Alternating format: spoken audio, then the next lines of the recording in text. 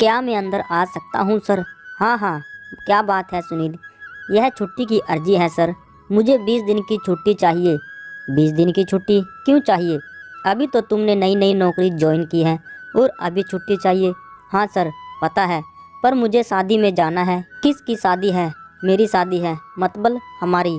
हमारी मतलब किसी और की भी शादी हो रही है क्या? मेरे साथ मेरे भाई की भी शादी हो रही है। अच्छा, साथ में हो रही है? जी सर। कब है शादी? अगले महीने की 10 तारीख को। ठीक है, देखते हैं। अगले दिन सर ने सुनील को बुलाया और कहा, सुनील तुम्हारी छुट्टी मंजूर हो गई है। शुक्रिया सर। तुम्हारे पापा क्या करते हैं? बड़े पापा घर पर ही रहकर सबकी देखभाल करते हैं। दूसरे पापा और तीसरे पापा शहर में रहकर नौकरी करते हैं। तुम लोग चाचा ताऊ को भी पापा ही बुलाते हो? नहीं, सब मेरे पापा ही हैं। कैसे? मेरी माँ की तीनों से शादी हुई है। यह क्या बात हुई? मेरे गांव में ऐसा ही होता है। मतलब तुम्हारी और तुम्हारे भाई की शादी एक ही लड़की से हो रही है क्या? जी सर। सुनील की यह बात सुनकर उसका मैनेजर मनोज हैरान रह गया।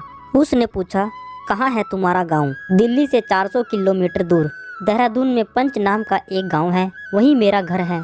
जमीन भी है जिसे मेरे बड़े पापा हुक्म संभालते हैं। सुनील ने बताया। मनोज ने ज़्यादा पूछना ठीक नहीं समझा, पर उसकी जानने की जिज्ञासा और बढ़ गई। सुनील, क्या हमको अपनी शादी में नहीं बुलाओगे? आप आएंगे? हम जरूर आएंगे। तुम बुलाओगे तो क्यों नहीं आएंगे? फिर सुनील ने बड़े प्यार से मनोज को शादी का कार्ड दिया। मनोज को देश दुनिया घूमना, हर सभ्यता को जानना अच्छा लगता था। अगर वह नौकरी नहीं करता तो जरूर रिपोर्टर बनता।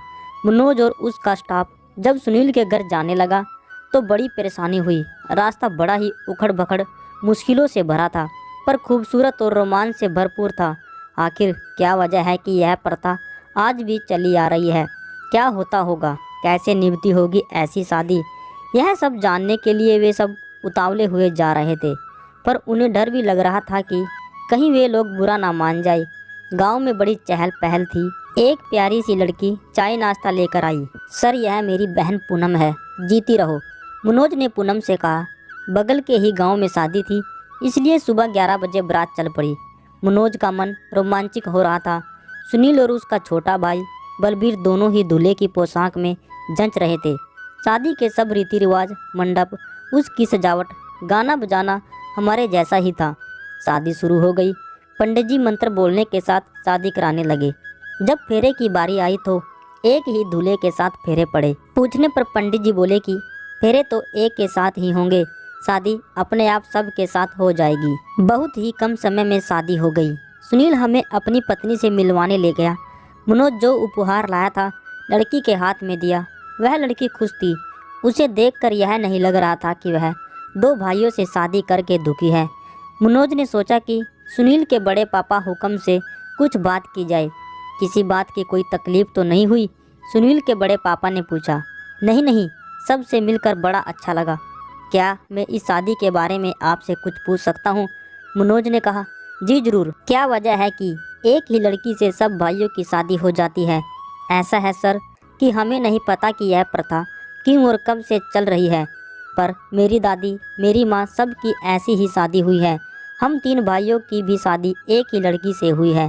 मान लीजिए कि छोटे भाई की उम्र लड़की से बहुत कम है, तो वह अपनी पसंद की लड़की से शादी कर सकता है। अच्छा, ऐसी शादी निभाने में आप सभी को मुश्किलें तो बहुत आती होंगी। नहीं जी, कोई मुश्किल नहीं आती, बल्कि जिंदगी और अच्छी तरह से चलती है। कैसे? हमारे यहाँ ज़मीन बहुत कम होती है। अलग अलग लड़की से शादी होगी तो ज़मीन घर का बंटवारा हो जाएगा, बच्चे भी पैदा होंगे। दूसरी बात यह है कि बारिश के मौसम में यहाँ पहाड़ों पर कोई काम नहीं होता है, तो बाहर जाकर कमाना जरूरी हो जाता है। फिर घर में भी तो कोई चाहिए देखभाल करने के लिए। 4 भाई कमाएंगे और खर्चा एक ही जगह होगा तो पैसे की भी बचत होती है। हुकुम जी, एक पर्सनल बात पूछ सकता हूँ? मनोज बोला। जी जरूर। सभी भाई पत्नी के साथ संबंध कैसे बनाते हैं? जब जिसका मन होता है कमरे में चला जाता है। अगर सभी का एक साथ मन हो गया तो सभी साथ चले जाते हैं कमरे में। आखिर पत्नी तो हम सब की ही है। मनोज यह सुनकर हैरान था। वह सोचने लगा कि पत्नी पर क्या गुजरती होगी। आप कहे तो मैं आपकी पत्नी से मिल सकता हूँ? मनोज ने पूछा। जी जरूर। ये है हमारी पत्नी कांता। नमस्ते कांता जी, नमस्ते, उन्होंने कहा। वे घूंघट में थी पर चेहरा दिख रहा था। कैसी हैं आप? अच्छी हूँ, वे हंसते हुए बोली। अब बहू आ गई है तो आपको आराम हो जाएगा। जी सर जी, वे बहुत ही कम शब्दों में जवाब दे रही थी। आपसे कुछ पूछूं कांता जी? उन्होंने हाँ में सिर हिला दिया। जब आपकी शादी हुई थी तब आपकी उम्र क्या थी? 17 साल। मुश्किलें तो बहुत आई होंगी, घर संभालने में बहुत आई थी, पर अब सब ठीक है। कभी आपको ऐसा नहीं लगा कि एक ही से शादी होती तो अच्छा होता? कम से कम ज़िंदगी अच्छी तरह से तो गुजरती। ऐसा कभी सोचा नहीं? यही सब देखती आई हूँ और फिर यहाँ यही परंपरा है तो सब ठीक है। तीनों पतियों को संभालना, उनकी हर जरूरत को पूरा करना, थक नहीं जाती? अब मैं कभी नहीं थकती। द्रौपदी भी तो 5 पतियों की पत्नी थी, पर उनकी मजबूरी थी। द्रौपदी तो अर्जुन को ही ज़्यादा प्यार करती थी। क्या आप भी किसी एक को ज़्यादा पसंद करती हैं? मैं सबको बराबर पसंद करती हूँ, सबका बराबर ख्याल रखती हूँ, नहीं तो पाप लगेगा। मनोज ने कभी पढ़ा था कि यूरोप में कहीं कहीं बहुपत्नी प्रथा का चलन है। तिब्बत में छोटे छोटे गांव में ऐसा होता है, दक्षिणी अमेरिका में भी, पर हिंदुस्तान में तो एक ऐसा गांव है जहां आज भी हजारों द्रौपदी हैं। शास्त्री जी जो वहां के पुजारी थे, उनसे भी जानकारी मिली। वे कहने लगे, हम अपनी पुरानी परंपरा से खुश हैं, हम इसे बुरा नहीं मानते हैं।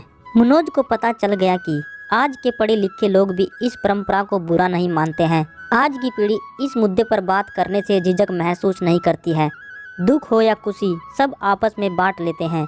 ऐसा नहीं कि एक ही जाति है जो इस परंपरा को मानती है। इस गांव में सभी जाति के लोग इस प्रथा को निभाते हैं। अगर कोई लड़का इस शादी में नहीं रहना चाहे तो वह दूसरी लड़की से शादी कर सकता है। मनोज ने हुक्म सिंह से पूछा, आप भाइयों में कभी किसी बात को लेकर झगड़ा नहीं होता? जी नहीं, ऐसा कभी नहीं होता। सबसे बड़ा सवाल अब भी जवाब के इंतजार में था। इस प्रथा का सबसे बड़ा उदाहरण पांडवों और द्रौपदी से जुड़ा ही मिलता है। इतिहास या पुराणों में कहीं भी इस प्रथा का कोई उदाहरण नहीं मिलता है। तो सवाल यह उठता है कि दूर हिमालय में बसे लोग इस प्रथा को क्यों और कब से मान रहे हैं। मनोज की सोच इस परंपरा को वहां तक ले जाती है कि जोड़ीदार से शादी होने का मतलब काम करने वाले ज़्यादा और खाने वाले कम, ताकि परिवार ना बढ़े और बंटवारा ना हो। शायद यही बात इस परंपरा को जिंदा रखे हुए है। सवाल यह नहीं है कि यह प्रथा सही है या गलत, सवाल यह भी नहीं है कि यह प्रथा रहे या ख़त्म हो जाए, बल्कि इस प्रथा को मानने या रोकने का फैसला इन्हीं लोगों पर छोड़ देना चाहिए। हाँ, यहाँ आकर इस तरह की शादी देखना मनोज की ज़िंदगी का सबसे बड़ा तजर्बा रहा। सबसे हंसी खुशी से मिलकर वे लोग उस गांव से विदा हो लिए। साथ में थी कुछ मीठी और कभी ना भूलने वाली यादें। तो दोस्तों, ये थी आज की स्टोरी। काफ़ी अच्छी इंटरेस्टिंग आज की ये स्टोरी थी। उम्मीद करते हैं यह स्टोरी आपको पसंद आई होगी। इस स्टोरी में आपने जो भी प्रथा के बारे में सुना है, क्या आप अपनी ज़िंदगी में अभी तक ऐसी कोई प्रथा के बारे में सुना है, या आपके पास या आपके अगल बगल गांव में ऐसी कोई प्रथा है, तो प्लीज़ कमेंट में ज़रूर बताएं। स्टोरी अच्छी लगी तो वीडियो को लाइक और चैनल को सब्सक्राइब करना ना भूलना।